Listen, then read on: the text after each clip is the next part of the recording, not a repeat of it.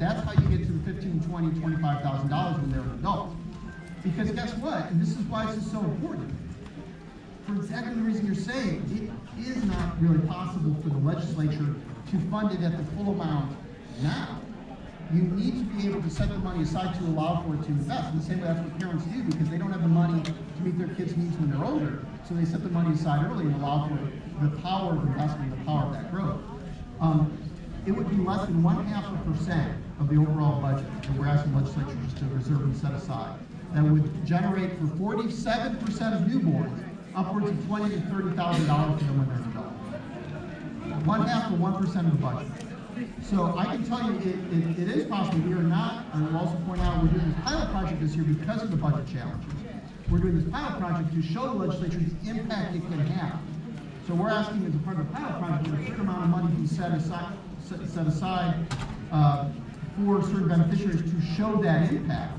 That if someone now would receive the amount that actually they would receive when they were an adult through this program. To show what happens when folks have the money to get the down payment to own the property, to buy the house, to now be able to show how they can generate wealth and not create debt early in his life and show that impact. To then inform the legislature so they can put this money aside to make it happen. But I can tell you, this is something that is affordable and doable because we're setting $4,000 aside per child and allowing for it to grow and invest in something like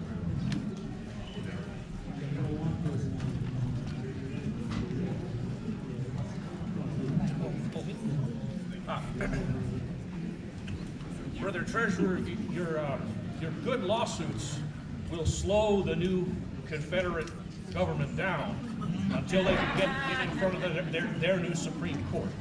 So thank you for your work so far.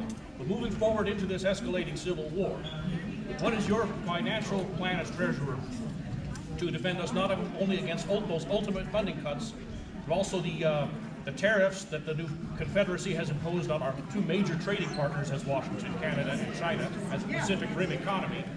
And would we not have more options to defend ourselves against all these attacks if we as Washington had our own state bank? And are you in communication with the treasurers of Oregon and California about unifying our efforts to resist the new Confederacy?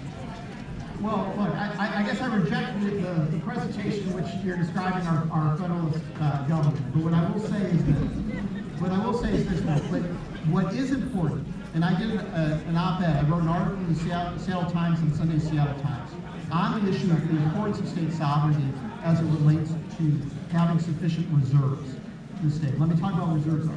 Reserves are essentially the money being set aside that the state has to meet its needs. It goes to the heart of the good question that was over here in terms of dealing with federal budget issues, which is we need to have sufficient money set aside to meet the needs that we know we will have as a state, so that we do not face federal coercion from the federal government.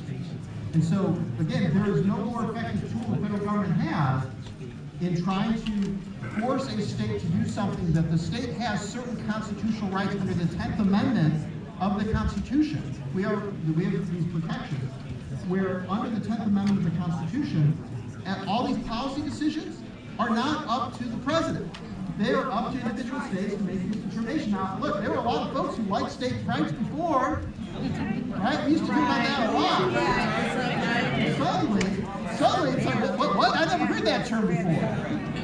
Look, the 10th Amendment is the 10th Amendment of the Constitution. Those policy issues are reserved to the states. And what is important is we should be able to make the determination as best we can do to the people of the state of Washington as the state of Washington. But what I think is really critical, though, is that we can only make those determinations if we are not going to face federal coercion by a federal withholding of funds. And the way you respond to unlawful federal withholding of dollars is you have sufficient money in the bank, right? If you got a job and your boss says, hey, I think you need to smile more at work, right? You're like, go to hell. And your boss is like, I'm not paying you on Friday. And you say to yourself, well, I'm going to sue you, but it's going to take a while. There's a lot of coercion with that, right? That's real. But it's still unlawful, but it takes time to work that out. What we can't be is in a situation where we are not financially positioned to weather those litigations. That's why I say triangle of leadership, right? We got to be in a position where we can weather those coercive attacks. And we can do that if we maintain our financial strength. But what I will say is also this. I mean when I say there is no state I would rather be in than the state of Washington, because our office has been working very, very hard on this issue for our financial strength. That has been our focus. Issues of reserves, not having too much debt. We have a AAA credit rating, which is the top credit rating. It's like our personal credit score. It's the top you can have from Moody's. That's the position of strength we want to be in, to be able to weather the storm and things that are coming our way, and we're going to continue to do that. Okay, we're going to take two more questions. All right. It sounds like a fantastic program to have, to put in a fund for people to at least have a jump start their future. What happens to those funds if that child does not reach that age? It's a great question. So the question was for a baby bonds proposal. With money being set aside for every child born since an alcohol from birth, what happens if they don't reach age? It's a great question. It's one of the things our committee worked on. You are not a beneficiary of this program until you claim the funds later. So you have to be eligible at birth, and it's at the time in which you claim it at adulthood that you are a beneficiary. There are two reasons for that. One is you have to be a Washington resident when you claim it. Two, it addresses our state constitution, which normally does not allow for what's called a gift of public funds, something in our state constitution, unless it's an issue of poverty. You can establish that there's poverty at the front end, there's poverty when you're claiming it later. So it satisfies the constitutional issue, so it's a constitutionally sound program. And three, we do it so that it also doesn't impair one's benefits as a kid. Because what you don't want is to have money in your name that denies your ability to receive benefits as a child, and it doesn't allow you to then grow and have the support that you need to then have those funds later that would allow you to kind of jumpstart your life. And so it's for all those three reasons. So to answer your question directly, you do not receive those benefits until you are a beneficiary later. You have to be eligible based on the position. All right. All right, we're done. Thank you so much.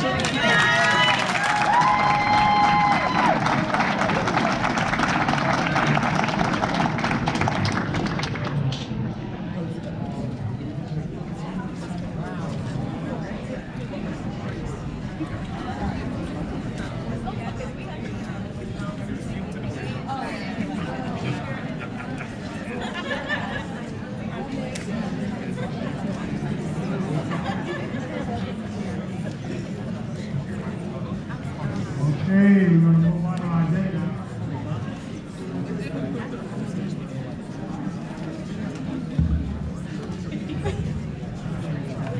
Okay.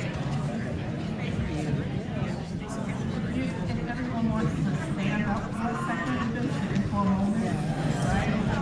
Just stand up and get stretched out for a moment. Are you ready to breathe in and breathe out. That's what we say exhale, right? Inhale and exhale. Okay, go.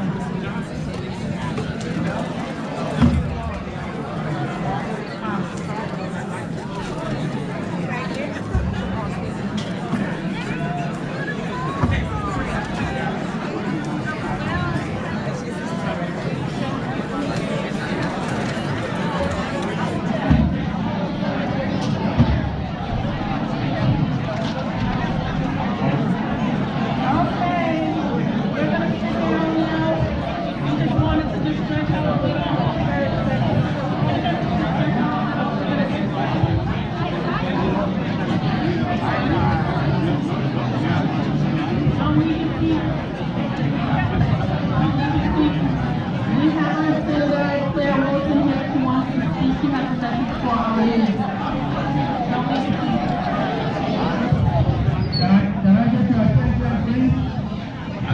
Right now, we got Senator from the 30th District is here, and she has a message for our young people. So I would like you guys to at least take down the noise so we can get that message sent to our young people before she leaves. I think the time is limited, so we want to get as much as we can from her. So right now, we got Senator Sam Wilson, and she's from my district, the 30th District in Federal Way. So, come on up. How y'all doing? Okay, my name is Claire Wilson, better known as Claire, and I used to live in the 30th legislative district, so your neighbors hopefully. I live over by Star Lake. TJ is my area. Been in the Senate since 2018 in Sharif.